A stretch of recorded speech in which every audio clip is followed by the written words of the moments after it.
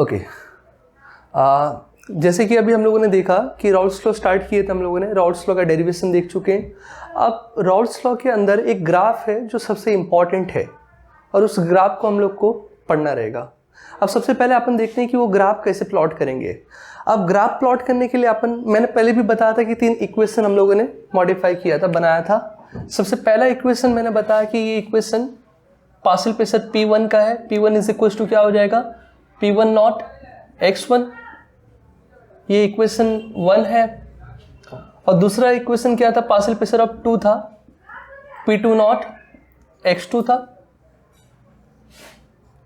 ये इक्वेशन 2 था। और एक थर्ड इक्वेशन था जैसे कि total PT is equal to P1 not plus P2 not minus P1 not और ब्रैकेट में क्या था x2। ये 3 इक्वेशन था जो मैंने बताया था। तो ये याद रखो कि ये चीज़ें हैं जो हम लोग को पढ़ना है। या ओके, ये 3 इक्वेशन है जो आपको याद रखना है और इसी तीनों इक्वेशन के ऊपर अपन को क्या करना है, ग्राफ प्लॉट करना है। अब ग्राफ प्लॉट करने के लिए अभी सबसे पहले अपन क्या करते हैं, सबसे पहला फर्स्ट इक्वेशन को अपन यूज करते हैं।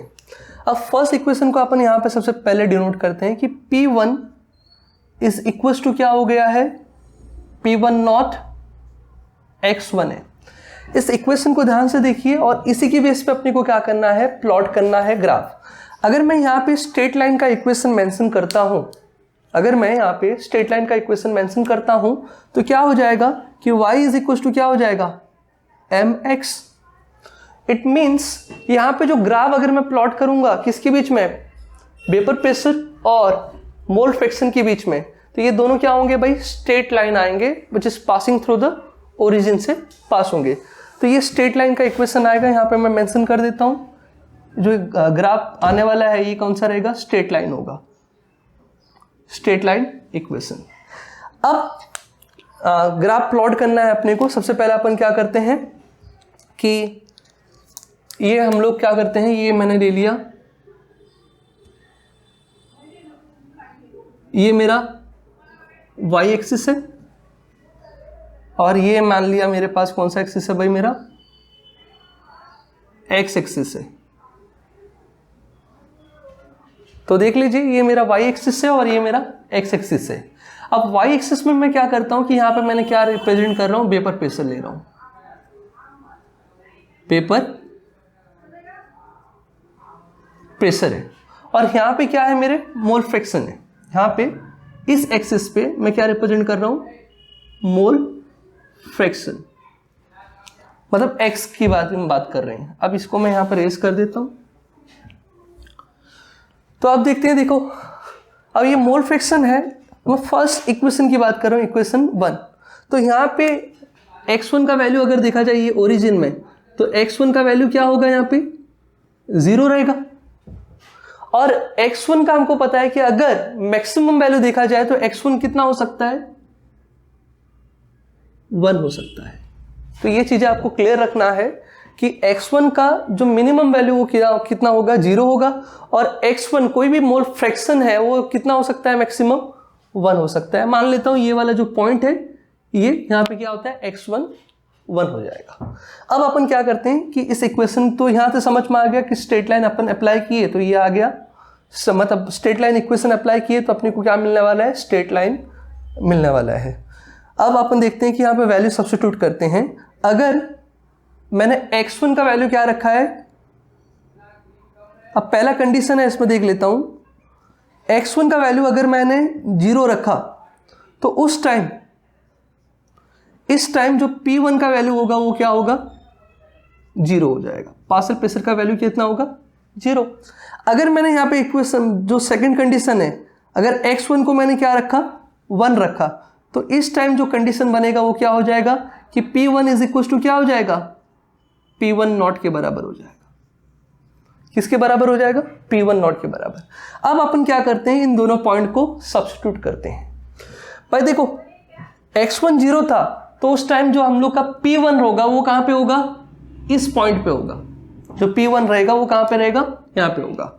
बट x1 जब 1 है तो उस टाइम P1 का वैल्यू क्या हो जाएगा, P1 नॉट। अपन मान लेते हैं ये x1 का वैल्यू है और P1 मान लेता हूं कि ये वेपर प्रेशर है, ये वाला लाइन, और मानता हूं कि ये वेपर प्रेशर जो है, ये वाला जो ग्राफ दिख यहाँ, ये वाला पॉइंट है जो जिसको मैं डिनोट कर रहा हूं किससे, P1 नॉट से डिनोट कर रहा हूं। तो याद रखो x1 जब 0 था तो P1 का वैल्यू कहां पे था, ओरिजिन पे 0 पे ही था। बट x1 का वैल्यू जब 1 होता है तो P1 नॉट का वैल्यू, मतलब x1 का वैल्यू जब 1 होता है तो उस टाइम P1 का वैल्यू क्या हो जाता है, P1 नॉट हो जाता है। यहां पे मैंने मेंशन कर दिया ये वाला पॉइंट। अब ये वाला पॉइंट को अगर मैं जोड़ देता हूं तो मुझे स्ट्रेट लाइन मिल जाएगा। तो अब इसको जोड़ने का काम करते हैं। तो ये मैंने जोड़ने का काम कर रहा हूं।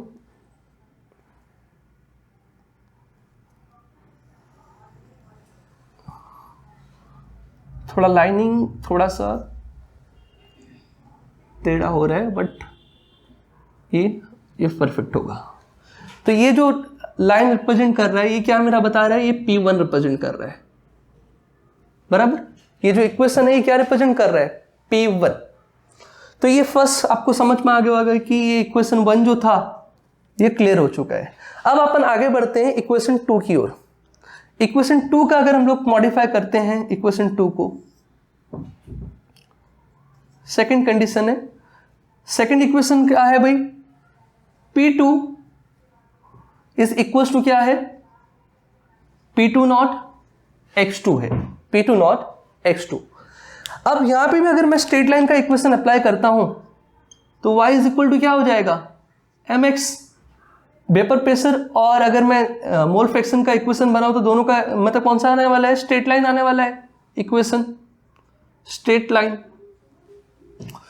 अब यहां पे अब स्ट्रेट लाइन है, अभी अपन कंडीशन अप्लाई करते हैं कि अगर पहला कंडीशन, अगर मैंने x2 का वैल्यू क्या रखा, 0 रख दिया, तो उस टाइम P2 का वैल्यू क्या हो जाएगा, 0 हो जाएगा। अगर x2 0 है तो P2 भी क्या हो जाएगा, 0 हो जाएगा। अगर इन केस सेकंड कंडीशन है कि x2 का वैल्यू क्या हो गया, 1, तो उस टाइम आपका जो P2 का वैल्यू हो वो क्या हो जाएगा, P2 नॉट हो जाएगा, बराबर। और यहां पे मैं एक बात बताने चलता हूं कि मैंने बताया था कि जो आपका P2 है, इस ग्राफ से क्या, इस इक्वेशन से क्या समझ में आ रहा है कि आपका जो सेकंड कंपोनेंट है, सेकंड वोलेटाइल कंपोनेंट है, मतलब जो A2 है वो क्या है, मोर वोलेटाइल है एज कंपेयर टू P1। इसके लिए अब देखो अपन क्या करते हैं कि इसको अपन, ये वाला जो पॉइंट दिख रहा है, यहां से अपन स्टार्ट करते हैं x2 क्या है यहाँ पे 0। अगर मैं इधर की ओर बढ़ना स्टार्ट करता हूं मोल फ्रैक्शन की ओर, तो भाई मैक्सिमम x2 का वैल्यू क्या हो जाएगा, 1 हो जाएगा। मेरे ख्याल से समझ में आ रहा होगा कि यहां पे मैंने एक ही ग्राफ के अंदर 2-3 इक्वेशन को अपने को क्या करना है, जोड़ना है। तो याद रखो ये फर्स्ट इक्वेशन, फर्स्ट ग्राफ हो चुका है इक्वेशन 1 के लिए। अब उसी इक्वेशन के मतलब उसी ग्राफ के अंदर सेकंड इक्वेशन भी अपने को उसका भी ग्राफ बनाना है। तो यहीं पे बनाने के लिए अपन ने क्या किया, इस पॉइंट को x2 0 मान लिया और ये वाला पॉइंट जो था x2 क्या हो गया, 1 हो गया। अब यहां पे भी अपन क्या करते हैं कि इसी ग्राफ को ये y एक्सिस बनाते हैं।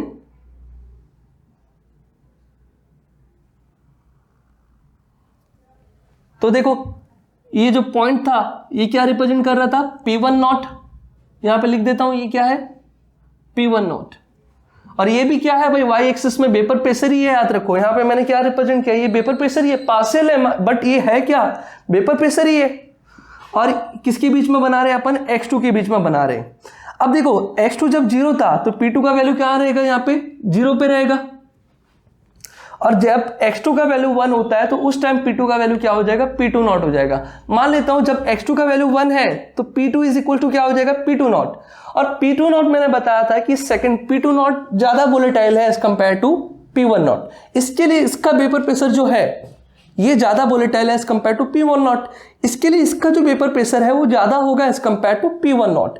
तो ये P1 नॉट का ये लाइनिंग आ रहा है यहां तक, तो P2 नॉट का क्या होगा भाई, ज्यादा ही होगा। ये पॉइंट मेंशन कर लेता हूं कि ये क्या रिप्रेजेंट कर रहा है, P2 नॉट। यहां पे याद रखो आपके जो टेक्स्ट बुक में जो ये आपको ग्राफ प्लॉट किया है उसमें थोड़ा करेक्शन है, याद रखिए, उसके ऊपर आपको ध्यान रखना है। ये P2 नॉट है। अब अपन क्या करते हैं कि ये मेरा P1 मतलब जब P2 0 था यहां पे आ रहा था और P2 इज इक्वल टू क्या हो गया था, P2 नॉट, मतलब जब x2 का वैल्यू 1 था। तो यहां से अपन स्टार्ट करेंगे और यहां से क्या करेंगे, इसको जोड़ने का काम करेंगे। तो ये जोड़ते हैं, अपन देखते हैं कि ये ऐसा ग्राफ आ रहा है। क्लियर है भाई, ये ग्राफ आ गया और ये क्या डिनोट कर रहा है, P2 नॉट को, बराबर। और ये P1 था, P1 इज इक्वल टू क्या हो गया था यहाँ पे, P1 नॉट x1 था, और यहाँ पे P2 क्या रिप्रेजेंट कर रहा था, P2 नॉट x2 रिप्रेजेंट कर रहा था। अब अपने को क्या करना है कि टोटल पेपर प्रेशर निकालना है। तो टोटल पेपर प्रेशर निकालने के लिए सिंपल सा आपको क्या करना रहता है, इन दोनों को ऐसा जोड़ना रहता है। इन दोनों को क्या करना रहता है, बस जोड़ना रहता है। अब जोड़ देते हैं तो इससे क्या मिल जाएगा, अभी इन दोनों को मैं जोड़ देता हूं। ये जोड़ने के बाद ये जो अपने को मिल रहा है, ये क्या है आपका, PT है। PT कैसे मिलता है आपको पता है, P1 प्लस P2 मिलता है। बट यहां पे अपन देखो ये डिनोट करते हैं, यही वाला अगर मैं ग्राफ प्लॉट करता हूं यहां पे, तो सेम वही आने वाला है। अब इसको समझने के लिए अपन सबसे पहले थर्ड इक्वेशन लिख लेते हैं। कौन सा इक्वेशन है भाई, PT इज इक्वल टू क्या है, P1 not plus P2 not minus P1 not, bracket के बाहर क्या है, x2 है। तो ऑब्वियसली बात है, यहां पर x2 है तो यहां पे दो ही कंडीशन आएगा। पहला कंडीशन क्या होगा, इफ x1 का वैल्यू 0 है, सॉरी x2 का वैल्यू अगर 0 है, क्योंकि x2 है इस इक्वेशन में, तो x1 का वैल्यू अपन नहीं ले सकते। अगर x2 0 है पहला कंडीशन में, तो उस टाइम क्या होगा, तो उस टाइम अगर मैं PT निकालना चाहूं तो PT इज इक्वल टू क्या हो जाएगा, P1 नॉट हो जाएगा। अगर सेकंड कंडीशन में अगर x2 का वैल्यू क्या है, 1 है, तो उस time PT is equal to क्या हो जाएगा भाई। अब PT अगर मैं बात, x2 क्या है, 1 है, तो 1, तो भाई ये P1 क्या हो जाएगा, कैंसिल हो जाएगा, और PT इज इक्वल टू क्या हो जाएगा, P2 नॉट। अब अपन इसको सब्स्टिट्यूट करते हैं भाई। अब जब x2 का वैल्यू 0 था, मतलब यहाँ पे 0 था, तो उस time PT is equal to क्या हो गया था, P1 नॉट, मतलब P1 नॉट ये वाला पॉइंट पे दिख रहा होगा। और जब x2 का वैल्यू क्या था, 1 था, उस टाइम PT का वैल्यू क्या हो रहा था, P2 नॉट आ रहा था। तो अभी देखो x2 का वैल्यू यहाँ पे 1 है इस पॉइंट पे। अब यहाँ पे PT का वैल्यू कितना होता है, P2 नॉट के बराबर हो जाता है। तो इसके लिए मैंने क्या किया, इस इक्वेशन को जोड़ दिया। अब ये आपको क्या करना है, इस ग्राफ को आपको अच्छे से समझना रहेगा। तो याद रखो, इस ग्राफ को इस फॉर्म में भी अपन लिख सकते हैं कि x1 जो है यहाँ पे मूव कर रहा है ऐसे, और x2 मूव कर रहा है ऐसे। क्लियर है। तो ये बहुत स्टैंडर्ड ग्राफ है जो आपको समझना है। याद रखो, ये ग्राफ बहुत इंपॉर्टेंट है और इसके ऊपर क्वेश्चंस पूछे जाते हैं और पूछे भी जाएंगे, और ये इस बार आपके सिलेबस में नया है, तो याद रखो। तो ये ग्राफ आपको अच्छे से समझना है। फिर भी अगर कोई भी दिक्कत हो तो आप लोग बता सकते हो, फिर हम लोग क्या करेंगे, उसको एक्सप्लेन करने की कोशिश करेंगे। तो एक काम के लिए जो लोग कॉपी करना चाहते हैं वो लोग कॉपी कर लें, फिर हम लोग आगे की ओर बढ़ते हैं। ओके, चलिए अब आगे बढ़ते हैं। अब ग्राफ हो चुका होगा आप सबका। अब इसके बाद जो नेक्स्ट जो पार्ट पढ़ना है अपने को यहां पे, वो ये है कि कंपोजिशन ऑफ वेपर प्रेशर। एक टॉपिक दिया है आपको 2.5 के अंदर। 2.5 के अंदर एक पार्ट दिया है, वो है कंपोजिशन ऑफ वेपर प्रेशर। उसके बारे में देखते हैं अपन। तो देखते हैं कि वो क्या बताना चाहता है। जैसे अब यहाँ पे अपन रॉल्स लॉ पढ़ चुके हैं, तो ये हेडिंग भी आपको समझ में आ जाएगा। यहाँ पे इसके अंदर एक छोटा सा हेडिंग दिया है, कंपोजिशन ऑफ वेपर प्रेशर। अब देखते हैं कि कंपोजिशन ऑफ वेपर प्रेशर कैसे निकालेंगे। याद रखो कि composition of vapour pressure generally find out by, यहां पर मैं लिख देता हूं, it is find out by Dalton's law of partial pressure.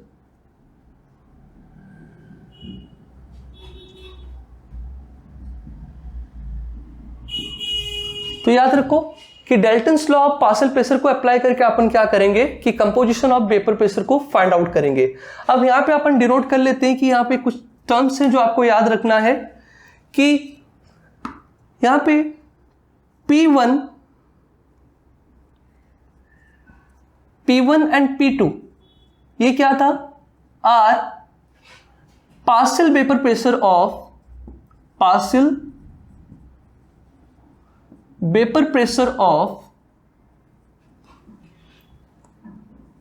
A1 और A2 था, जो हम लोगों ने इन दोनों लिक्विड को मिला के क्या बनाया था, अपन सॉल्यूशन बनाए थे। अब आगे अपन बताते हैं आगे, तो P1 P2 क्या है, are the partial vapour pressure of A1 and A2 है। अब आगे हम लोग करते हैं काम कि यहां पे Y1 and Y2 are mole fraction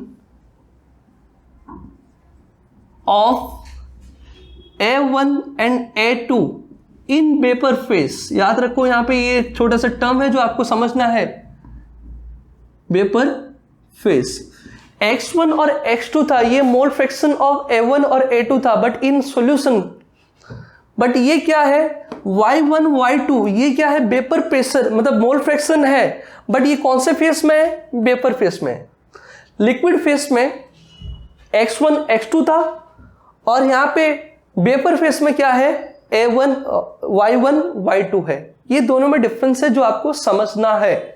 Rawls law में अपन ने क्या अप्लाई किया था, X1 X2 था, वो क्या था, vapour pressure of A1 A2 in solution, मतलब लिक्विड मीडियम में। और यहाँ पे Y1 Y2 क्या है, ये मोल फ्रैक्शन ऑफ A1 A2 है इन वेपर फेस है। तो ये चीजें आपको समझना है। अब अगर मुझे क्या करना है कि P1 अभी फाइंड आउट करना है,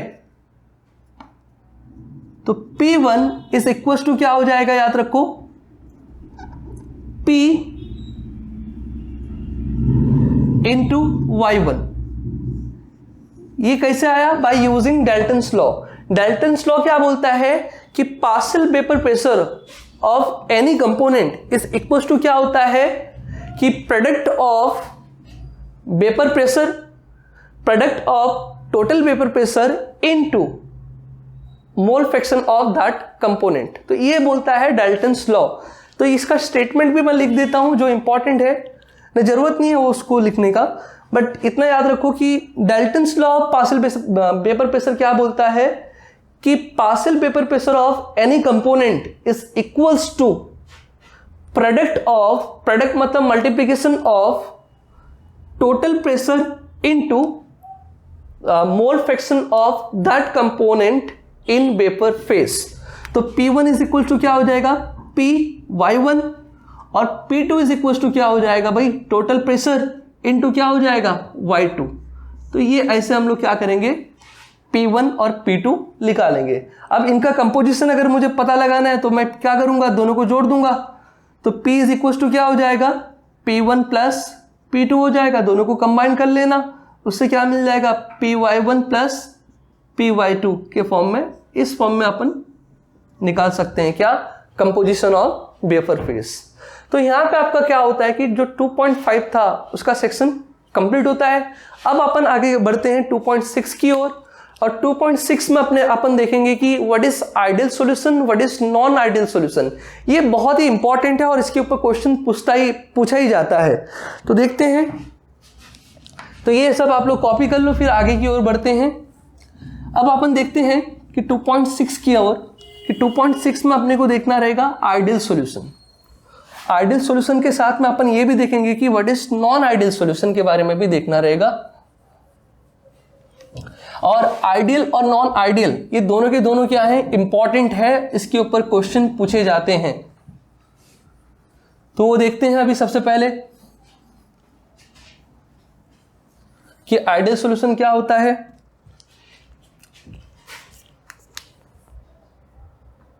टू 2.6 वाला पार्ट है,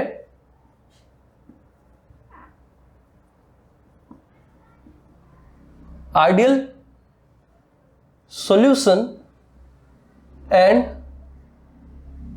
नॉन आइडियल सॉल्यूशन। तो ये चीज देखना रहेगा अपने को, व्हाट इज आइडियल। अब सबसे पहले सवाल ये उठता है कि भाई आइडियल सॉल्यूशन क्या होता है, उसके बारे में अपने को देखना रहेगा। बहुत सिंपल सा है, याद रखो, आपको रॉल्स लॉ पता रहेगा तो आइडियल सॉल्यूशन भी पता चल जाएगा। तो अपन देखते हैं कि आइडियल सॉल्यूशन स्टार्ट करते हैं। सबसे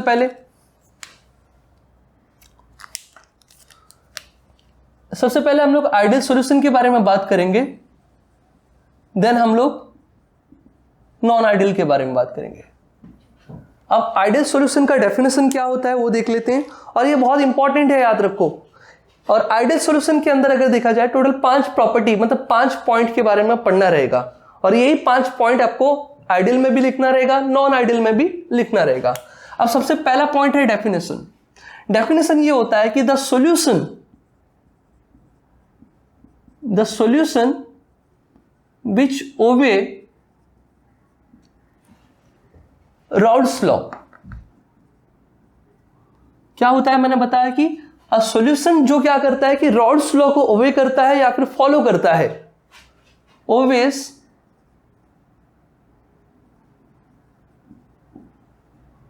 Raoult's law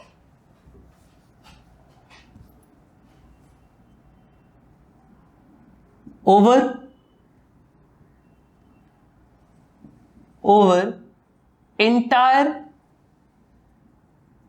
range of concentration।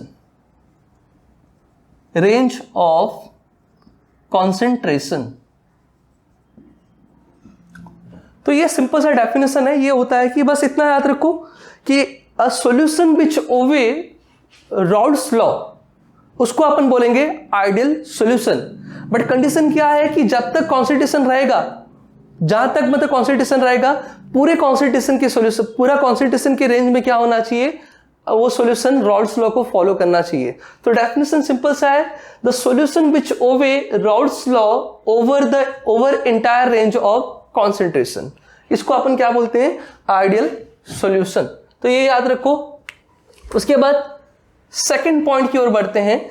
अब ओवर रेंज ऑफ कॉन्सेंट्रेशन का मतलब ये होता है कि जो ग्राफ हम लोगों ने प्लॉट किया था, अगर याद होगा ये वाला ग्राफ प्लॉट किया था अपन ने, भैया इस साइड क्या था, वेपर प्रेशर था, और इस साइड क्या था, मोल फ्रैक्शन था। अब मोल फ्रैक्शन में भी मैंने बताया था x1 यहाँ पे 0 था, और यहाँ पे x2 क्या था, 1 था। यहाँ पे x1 का वैल्यू 1 है और x2 का वैल्यू क्या है, 0 है। मैंने यहाँ पर ग्राफ प्लॉट किया था कि इस फॉर्म में ये P1 यहाँ पे था, P1 नॉट, और इस फॉर्म में क्या था, P2 नॉट था, और इसको हम लोगों ने ऐसे जोड़ दिया था, तो क्या मिल गया था अपने को, PT। मतलब ये P1 है और ये P2 है। अब अगर रॉल्स लॉ फॉलो कर रहा है तो इस टाइप का अगर ग्राफ फॉर्म होगा, याद रखो। तो इस टाइप का अगर ग्राफ फॉर्म हो रहा है तो ये क्या मतलब ये कौन सा सॉल्यूशन हो जाएगा, आइडियल सॉल्यूशन हो जाएगा। तो ये याद रखना। अब अपन क्या करते हैं, सेकंड पॉइंट की ओर बढ़ते हैं कि आइडियल सॉल्यूशन में जो सेकंड पॉइंट है वो क्या है, वो देख लेते हैं। अब सेकंड पॉइंट ये होता है कि यहां पे जो इंटरमॉलिक्यूलर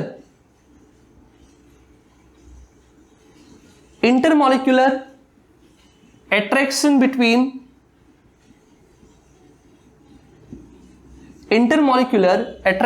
ऑफ A1 या फिर इसको हम लोग इस फॉर्म में रिप्रेजेंट कर सकते हैं, AA and intermolecular attraction of AA and BB are equal to intermolecular attraction of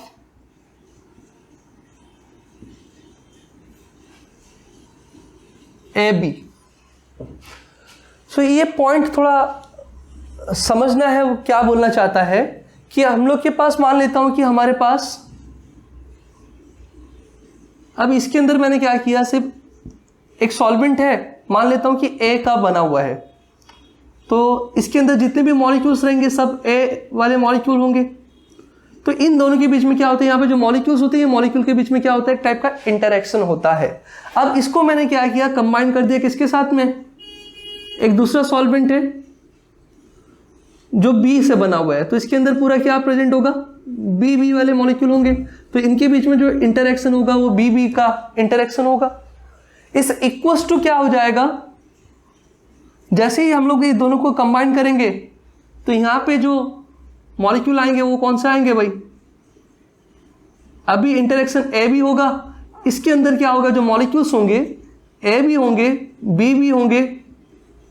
तो अभी इन दोनों के बीच में जो इंटरेक्शन होगा, याद रखो इसमें बोलने का मतलब ये होता है कि ए के बीच में जो इंटरमॉलिक्यूलर अट्रैक्शन है और बी के बीच में जो इंटरमॉलिक्यूलर अट्रैक्शन होता है ये इक्वल होता है किसके इक्वल होता है भाई, सॉल्यूशन में जो प्रेजेंट मतलब सॉल्यूशन में जो पाया गया इंटरेक्शन, मतलब सोल्यूट और सॉल्वेंट के बीच में जो इंटरेक्शन होता है उसके इक्वल होता है।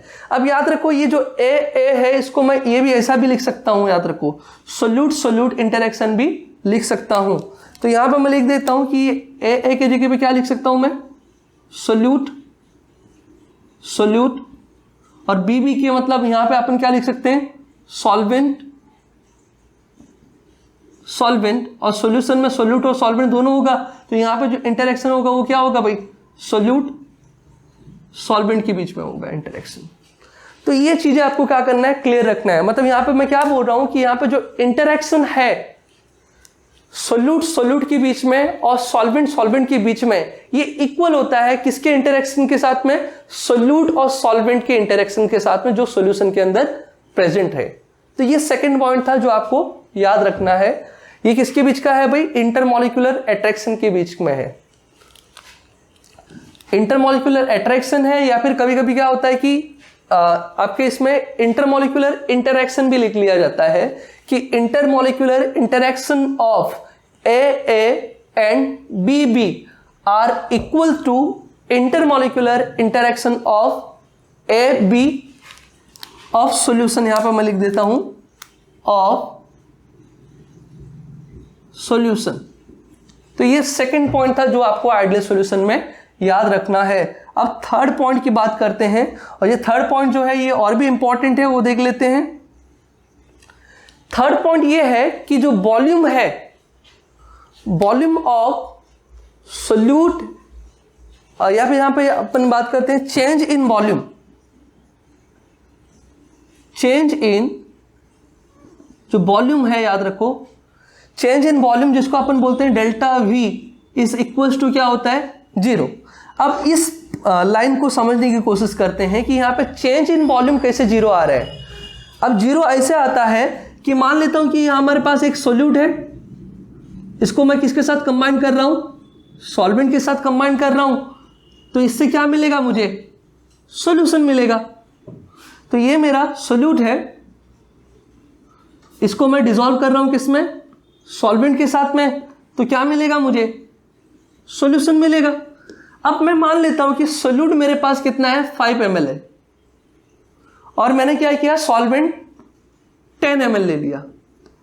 अब अगर देखा जाए तो इन दोनों को अगर कंबाइन किया जाए, सॉल्यूशन बनाने से पहले जो वॉल्यूम था अगर देखा जाए यहां पे कितना है भाई, 15 ml है। अब सॉल्यूशन में देखा जाए तो सॉल्यूशन में भी अगर देखा जाए तो ये कितना बन रहा है, 15 ml बन रहा है। अब ये मेरा मान लेता हूं ये क्या है मेरे पास, ये V1 है 15 ml, और ये जो V2 है ये भी कितना है यहाँ पे 50 ml है। अगर डेल्टा V निकाला जाए तो क्या होगा भाई, V2 माइनस V1 होता है ना। तो अगर मुझे निकालना रहेगा तो V2 माइनस क्या हो जाएगा, V1, इसी को तो अपन क्या बोलते हैं, डेल्टा V, और डेल्टा V यहाँ पे क्या आने वाला है, 0 आने वाला है। तो ये चीजें आपको क्लियर रखना है। ये कितने पॉइंट हो गया आइडियल सॉल्यूशन के अंदर, 3 पॉइंट हो चुके हैं। पहला कौन सा था, द सॉल्यूशन विच ओबे राउल्ट्स लॉ, इसको अपन क्या बोलेंगे, आइडियल सॉल्यूशन बोलेंगे। दूसरा क्या था यहाँ पे, जो इंटरमॉलिक्यूलर इंटरैक्शन और या फिर इंटरमॉलिक्यूलर अट्रैक्शन जो है वो क्या होता है, याद रखो सोल्यूट एंड सॉल्वेंट का इक्वल होता है, किसके बराबर होता है भाई, सोल्यूट और सॉल्वेंट का इंटरेक्शन के बराबर होता है। और जो थर्ड पॉइंट ये था कि जो चेंज इन वॉल्यूम है, जो डेल्टा वी है, वो क्या होता है, ऑलवेज क्या होता है, जीरो होता है। किसके लिए, आइडियल सॉल्यूशन के लिए। वो मैंने बता दिया कि कैसे आइडियल सॉल्यूशन में जीरो होता है। अब अपन क्या करते हैं कि इसको आप लोग जितना जल्दी हो सके कॉपी करो, फिर हम लोग फोर्थ एंड फिफ्थ पॉइंट की ओर बढ़ते हैं। आई थिंक आप लोगों ने लिख लिया होगा। फिर अपन ये वाला पार्ट को इसको मैं रफ करता हूं, फिर आगे की ओर बढ़ेंगे। मैंने बताया कि यहां पे अपने को 4-5 पॉइंट याद रखना है और वो इंपॉर्टेंट है। तो देखते हैं अभी क्या है यहां पे। फोर्थ पॉइंट क्या होगा कि fourth point it is related to, याद रखो, heat. The fourth point is related to heat के बारे में है कि जो फोर्थ पॉइंट है that is in ideal solution में, ये थर्ड पॉइंट था and this one is the fourth point. तो फोर्थ पॉइंट में अपन लिखेंगे change in heat. Change in heat मतलब डेल्टा एच, और एंथैल्पी भी बोल देते हैं। चेंज इन हीट भी बोल सकते हैं और चेंज इन एंथैल्पी भी बोल सकते हैं। तो चेंज इन हीट जो होता है यहां पे याद रखो ये जीरो होता है फॉर आइडियल सॉल्यूशन। वो कैसे होता है अपन देख लेते हैं कि हमारे पास, मैं मान लेता हूं कि एक सोल्यूट है। तो याद रखो यहां पे ये मान लेता हूं कि ए का साथ में इंटरेक्शन है और इसको मैंने डिसॉल्व कर दिया किसके साथ में, बी के इंटरेक्शन के साथ में, और इक्वल्स टू क्या मिल गया अपने को भाई, सॉल्यूशन बना रहे। तो जहां पे इंटरेक्शन क्या होगा, ए और बी का इंटरेक्शन आएगा। तो ये चीजें याद रखो, आपको ध्यान में रखना है। अब देखते हैं, देखो अब यहां पे ए और ए के बीच में जो इंटरेक्शन के लिए मैंने क्या किया कि यहां पे कितना आपको मैंने हीट इसमें दिया है, 10 जूल हीट दिया है। और बी के इंटरेक्शन के लिए मैंने क्या किया, 15 जूल हीट दिया। तो टोटल हीट कितना हो गया यहां पे, 25। अब जब ए और बी के बीच में इंटरेक्शन हो रहा है, वो भी इक्वल है, तो ये भी कितना रहेगा याद रखो, ये भी याद रखो, अगर ये 10 है और ये भी 10 है, मान लेता हूं ये 10 है, तो ये टोटल कितना हो गया, 20 हो गया। और अगर मैं इसको बैलेंस करूं तो ये हो जाएगा ऐसे। तो इन दोनों के बीच में मैंने बताया था इसका और इसका और इसका इंटरेक्शन कितना है, इक्वल है। इंटरेक्शन कितना है, इक्वल है। अगर इंटरेक्शन इक्वल है तो अगर इन दोनों के बीच में इंटरेक्शन 10 का है, इन दोनों के बीच में भी इंटरेक्शन 10 का है, तो यहां पे भी इंटरेक्शन कितना होगा, 10 का होगा। बट 2 मॉलिक्यूल है, इसके लिए ये क्या हो जाएगा, 20। अब जितना हीट अपन यहाँ पे यूटिलाइज करेंगे उतना हीट क्या हो रहा है, यहाँ पे लिबरेट भी हो रहा है। यहाँ पे अपन हीट दे रहे हैं और यहाँ पे क्या हो रहा है, हीट मतलब इवॉल्व हो रहा है। तो अगर मैं यहाँ पे देखो डेल्टा एच निकालना, ये मान लेता हूं ये मेरे पास क्या है, H1 है, और ये मान लेता हूं मेरा H2 है। अब डेल्टा एच अगर निकालना हो तो क्या हो जाएगा, H2 माइनस H1, मतलब 20 माइनस 20 क्या हो जाएगा, 0 हो जाएगा। डेल्टा एच 0 है मतलब क्या होगा, नाइदर एक्सोथर्मिक नॉर एंडोथर्मिक। तो ये चीजें हैं जो आपको याद रखना है। कितने पॉइंट हो गए भाई, 4 पॉइंट हो गए। अब लास्ट पॉइंट जो बचा है, फिफ्थ वन ये है कि यहां पे जो पार्शियल प्रेशर ऑफ P1 और P2 है, याद रखो इट इज इक्वल टू क्या होता है, मतलब यहां पे जो ऑब्जर्व और जो थ्योरेटिकल होता है पार्शियल वेपर प्रेशर वो इक्वल होता है। मतलब यहां पे जो P1 है वो किसके बराबर होगा, P1 नॉट X1 के बराबर होगा, और जो P2 है वो किसके बराबर होगा, P2 नॉट X2 के बराबर होगा, और जो PT होगा वो किसके बराबर होगा, P1 प्लस P2 के बराबर होगा। तो ये चीजें आपको ध्यान रखना है। और यहां पे याद रखो कि पार्शियल वेपर प्रेशर जो होगा वो किसके अंदर होगा, द पार्शियल वेपर प्रेशर, याद रखो यहां पे लिख लेता हूं, partial vapour pressure is lies within the vapor pressure of pure substance। तो ये याद रखो जो P1 होगा ये P1 नॉट के अंदर ही, मतलब उस वहीं तक ही होगा, ज्यादा नहीं हो सकता, याद रखो। मतलब P1 का मैक्सिमम वैल्यू कहां तक हो सकता है, P1 नॉट तक ही हो सकता है, और P2 का जो मैक्सिमम वैल्यू होगा वो कितना हो सकता है, P2 नॉट तक ही हो सकता है। इसके लिए बोला है कि partial vapour pressure is lies with in the vapour pressure of pure substance. तो ये चीजें आपको क्या करना है, याद रखना है। तो उसके बाद सबसे इंपॉर्टेंट जो है एग्जाम्पल्स अगर देखा जाए तो यहां पे बहुत सारे एग्जाम्पल्स हैं, बट आपके सिलेबस में शायद एक ही एग्जाम्पल मेंशन किया गया है। तो वो कौन से हैं याद रखो। अगर मैंने बेंजीन को टॉलिन के साथ में मिक्स किया, और भी बहुत सारे एग्जाम्पल होते हैं जैसे n hexane and n heptane, ये भी एग्जाम्पल है किसके, आइडियल सॉल्यूशन के। तो याद रखो आइडियल सॉल्यूशन का कितना पॉइंट याद रखना है आपको, टोटल 5 पॉइंट है और एक एग्जाम्पल है। पहला पॉइंट क्या था भाई, जो रॉड्स लॉ को फॉलो करता है, ओबे करता है, उसको अपन क्या बोलेंगे, आइडियल सॉल्यूशन बोलेंगे। और दूसरा पार्ट मैंने बताया क्या कि उसके अंदर जो इंटरेक्शन होता है सोल्यूट सॉल्वेंट के बीच का जो इंटरेक्शन होता है वो इक्वल होता है किसके बीच में, सोल्यूट और सॉल्वेंट का इंटरेक्शन के साथ में। और थर्ड पॉइंट मैंने ये बोला कि यहाँ पर जो चेंज इन वॉल्यूम है वो क्या होगा, 0 होगा। और fourth point, change in heat और चेंज इन एंथैल्पी भी क्या होगा, 0 होगा। और फिफ्थ पॉइंट क्या होगा कि ऑब्जर्व और जो थ्योरेटिकल पार्शियल वेपर प्रेशर्स हैं ये क्या होंगे, इक्वल होंगे। मतलब P1 इज इक्वल टू क्या हो जाएगा, P1 not x1, P2 is equal to क्या हो जाएगा, P2 नॉट x2, और PD इज इक्वल टू क्या हो जाएगा, P1 प्लस P2 के बराबर होगा। और इसके अंदर जो एग्जाम्पल्स आपको याद रखना है वो है बेंजीन है और टॉलिन है, और देखा जाए तो एन हेक्सेन और एन हेप्टेन है। तो ये सारे एग्जाम्पल्स हैं किसके, आइडियल सॉल्यूशन के। तो यहां पे आपका क्या हो रहा है कि आइडियल सॉल्यूशन कंप्लीट हो रहा है, बराबर। अब अपन क्या करते हैं, आगे बढ़ जाते हैं किसकी ओर, नॉन आइडियल सॉल्यूशन की ओर। अब नॉन आइडियल सॉल्यूशन में याद रखो इतना आपको डिटेल में नहीं दिया है, तो अपन क्या करेंगे कि लेफ्ट हैंड साइड में अपन नॉन आइडियल सॉल्यूशन पहले देख लेते हैं, फिर उसको क्लासिफाई कर देंगे, बराबर। अब कॉपी कर लो आप लोग, फिर उसके बाद बढ़ते हैं आगे की ओर। अब आइडियल हो चुका है हमारे पास, अब हम लोग आगे की ओर बढ़ेंगे और पढ़ना स्टार्ट करेंगे नॉन आइडियल सॉल्यूशन, कि नॉन आइडियल सॉल्यूशन क्या होता है वो देखना रहेगा अपने को। अब देखते हैं नॉन आइडियल सॉल्यूशन के बारे में।